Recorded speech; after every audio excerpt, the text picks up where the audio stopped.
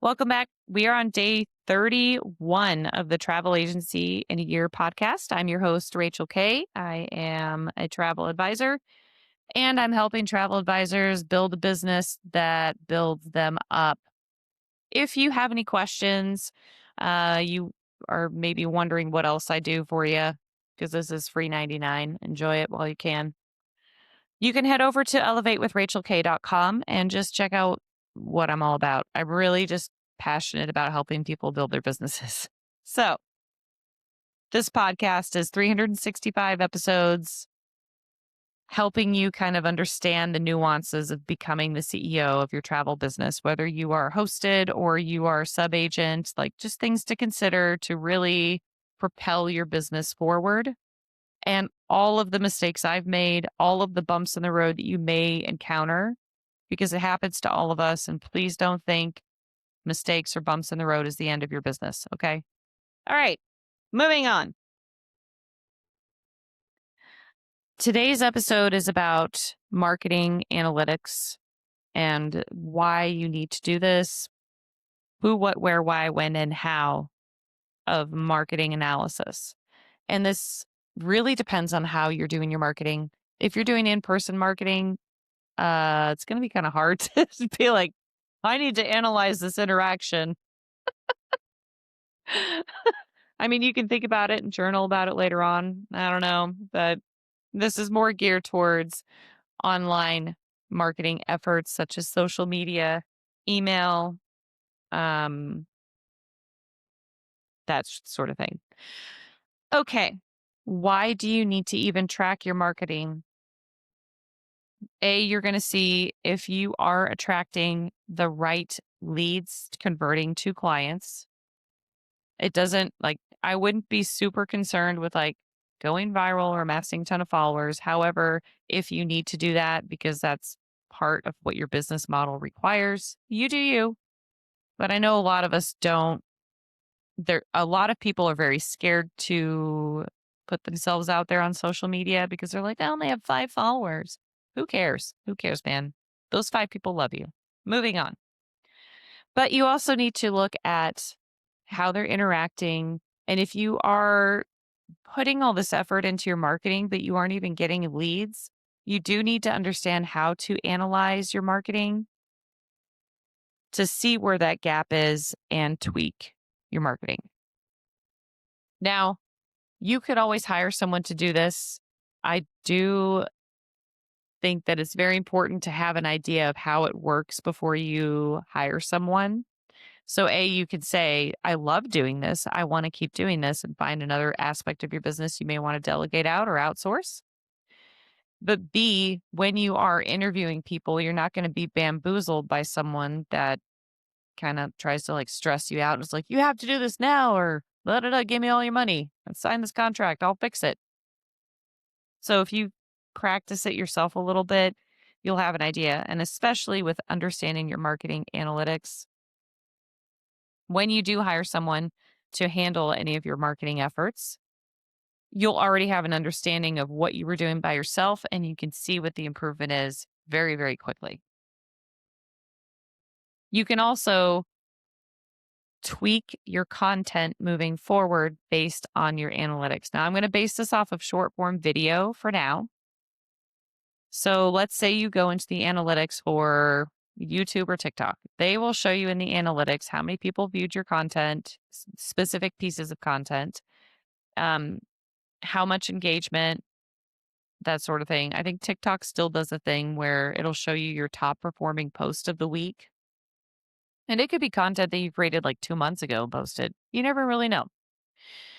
You can also look into each piece of content and see the average watch time. And that is what is really crucial. So if you're getting super low views and you aren't shadow banned, but if you're getting like super low views or you're getting like maybe a couple hundred to like 1,000 views, that's like okay. You know what I mean? You need to see where people are falling off. So if you are posting short form content on social media, hopefully you have an understanding that there are different parts of the short form content. There is the hook, there is the main body, and there's the call to action at a minimum. And the body could have like 3 to 5 points. That all kind of varies a little bit. If you don't understand what this is and you're like, what do you mean? I've just been posting stuff at random. The hook is the first 5 seconds that draws you in or your audience in. The body is the information that you promise in the hook. And then the call to action could be like, share, follow, comment, book a consultation with me, book a trip through this link, whatever it is that you're promoting in there. And if you don't have anything to promote, then it's like, share, follow kind of thing. So you can see generally within the first 5 seconds, maybe 10, but really in the first 3 to 5 seconds is when you want to hook people. That's when you'll be like, stop booking the wrong flights for your trip. That's going to be like, what do you mean? What am I doing wrong? It's like, then you go, here are my top 5 tips to book the best. I don't know why I did flights, but the best flights for your next Caribbean vacation. Give them 5 tips. Or sometimes you could really be annoying and do like 3 or 4 tips. So people will comment, be like, there's supposed to be 5 tips because that'll boost you the algorithm. And then if you want help with booking your your next full Caribbean vacation, head over to my profile and book a consultation with me.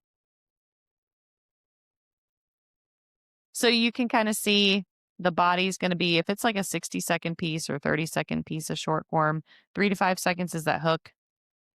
Then the last maybe 10 seconds could be the call to action, like leading into that. And everything in between is going to be the main body of the content. So if you have a lot of short form content posted and you see that the average watch time is about 2 to 3 seconds, then you know for a fact something is wrong with the hook of those specific pieces of content that is not retaining the viewers.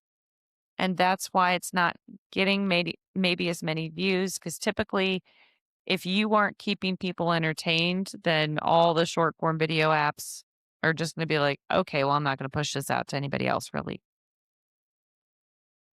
If you're in the body and they fall off in the body, maybe your tips are boring. Like, look at your content. Like, I know for me, when I get tired filming content, turn into the teacher from Ferris Bueller, where I'm just like slumping down. Like, I'm slumping down in this video.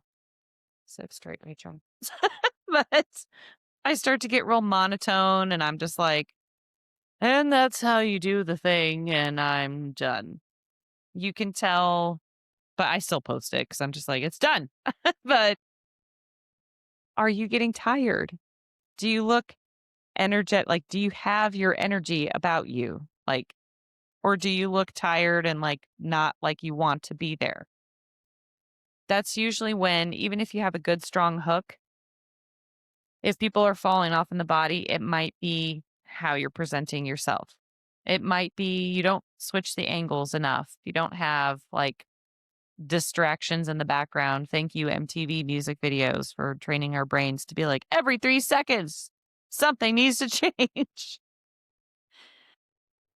If it's at the end for the call to action, again, watch your body language. Maybe you're giving, I'm a little nervous to actually sell myself, or I'm a little nervous to get any interaction from you all. And kind of analyze it. You can literally take the same information from a bombing piece of content and tweak how it's the layout of it. Maybe tweak the hook, maybe tweak the CTA, maybe make sure you've had an excessive amount of caffeine. So you're like, I'm here and I'm super excited. And repost that content and see if it does any better. That's a really easy way to test it where you might be failing in your marketing efforts on short form video. Okay.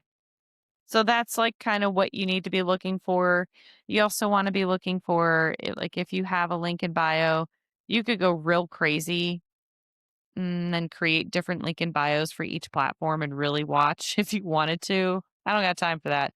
But you could be like, okay, so I'm getting all these clicks from this specific platform and I'm getting clicks on these links from this specific platform. Like you could go that deep if you want to.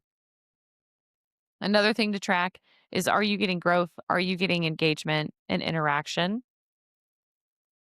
And if you aren't, maybe your messaging isn't aligned with your ICA. Maybe you're just like, well, I thought this would help people, and that's okay. You just need to kind of tweak your messaging a little bit. That's fine. So why you review helps set the stage for like your next month's worth of content. You could have it all set up and maybe you batch content create things, but you don't have like the sounds or the captions quite done yet, but you have like a general idea. Analyzing your marketing efforts on the various platforms will help you understand like what's really hitting with my audience and what really aligns with your ICA versus what's just you shouting into the void. Or maybe you aren't acting as confident as you should be or as excited, or maybe you can tell if you're a girl, oh, I was clearly in my luteal phase. I did not want to participate in any of this, but I did it anyway. So that could give you insight on how to schedule your content batching specifically for women. Um, how often to track? I like to only do it once a week at most. And it's a real quick review. And I just go through the different platforms and I'm like, okay, well, I have this many new subscribers or followers. This piece did the best. Okay, people are liking this. Okay, that helps me make sure I'm on track with actually serving my clients, right? Don't try to track every day. I know everyone gets excited about that with a new platform, especially if you like invite a bunch of your friends to follow you. And then you're like, oh, look at all these followers I've got. It'll become a distraction. And don't just track once a month either, because then you're going to have, if you're posting 3 or 4 days a week, let's say that's like a moderate amount of content you're posting, then you're going to have 12 pieces you're going to have to analyze versus if you're doing 3 to 4 posts a week or up to seven, like on a short form platform, then you only have you have less than 10 pieces of content to review. Easy peasy lemon squeezy. When do you want to review? That's a good question. You should have your schedule blocked off to do your analytics review. I always like to overestimate it first and then scale it back. You could start with 30 minutes. It really depends on how many platforms you have. If you're only posting on one platform or you just have your email newsletter, that's 15 minutes, honestly. And you're not like, you don't have to necessarily make big decisions. You're just collecting the data and kind of doing the overview of it of like, okay, I have this new many followers and the watch time on all of my content this week has fallen off at 4 seconds. I got to redo my hook or change the angle when I go from the hook to the body of the content. Something like, but I'll think about that later, exactly what I need to do, but just kind of make that note. And then I like to make those decisions during my CEO time on Mondays. So I'm like, okay, I got the data. We'll deal with that later. We'll interpret it later. Okay, so there's different, if you have written posts, that's going to be a little bit different than short form video, obviously, and email. So if it's a blog or like Facebook posts, are you actually getting engagement from it? Are you getting new subscribers? Are people coming back and reading it more than once? Is it being like, you want to look for like what's being shared, um, what's being commented on, more so than just views. Obviously, you're not going to have views and watch time. And then with email, I think I've discussed this in previous episodes too. How many people are actually opening your emails? And then from there, you always want to have some kind of link to get the CTR rate as well. If you don't have links, it's going to be 0%. Even if it's just like schedule call or check out this article that I found. Like if you're like, I don't have anything linked, always schedule a call, by the way. But your CTR rate and your open rate are what's important for email. I do give these stats in the success circle if you want to join. like what travel advisors should have for benchmarks based on their marketing platforms and their marketing efforts. So that's all about marketing analysis. It is kind of nerdy. The data is so important, but it helps you make better informed decisions in your business. And you can see how you might be able to do better to get those leads to convert to clients. All right. If you like this episode, or if you know someone that's riding the struggle bus with their marketing and they're like, I'm posting every day on YouTube Shorts and I'm not getting anything from YouTube Shorts, maybe their ICA isn't there. Who knows? They're going to have to go listen to some previous episodes about that. But share it with them anyway. Share the podcast with them. Subscribe. Leave a comment wherever you're listening. Would be great. And if you're a student, come to the live Q&As. Maybe. I don't know. We have more and more people joining every day. All right. Have a great day.